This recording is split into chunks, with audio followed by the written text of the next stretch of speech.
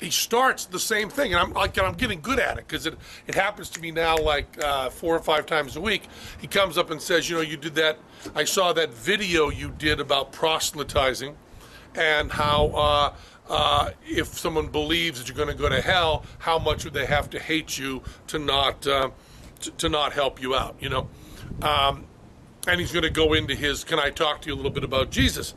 And he said, because I'm at this retreat, this church retreat for evangelical Christians, and they showed the video there. So I say to him, well, thank you. He said, it was a really good video. He said, very inspiring. It inspired me to, you know, proselytize more. And I said, oh, okay, that wasn't the intent, you know. And he said, well, yeah. And I go, oh, by the way, how do you feel about the legality and the morality of taking something that belongs to Sony and Crackle and showing it in your church without permission? Or did they get permission? And he said, oh, I don't know anything about that. Do you mind? I mean, does that bother you that we showed it? I said, well, it's not mine. I don't own it. I sell the Penn Says to Sony, to Crackle, and they own it. And how do you feel about it? Did you think about asking them since it belongs to somebody else?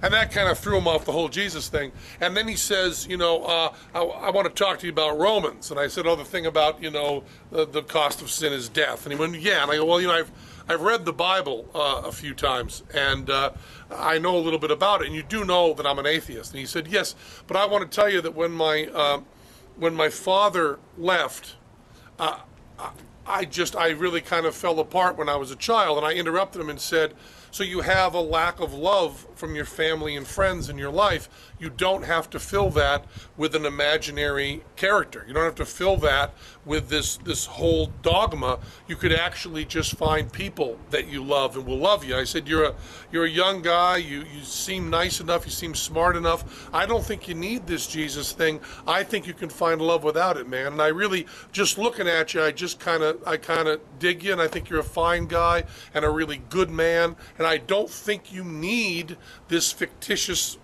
craziness to get you through. You know, my problem with people who are religious is I always feel really sorry for them because they don't have enough love from their family and from their friends and from the world that they feel dejected enough that they have to kind of make up this whole fantasy.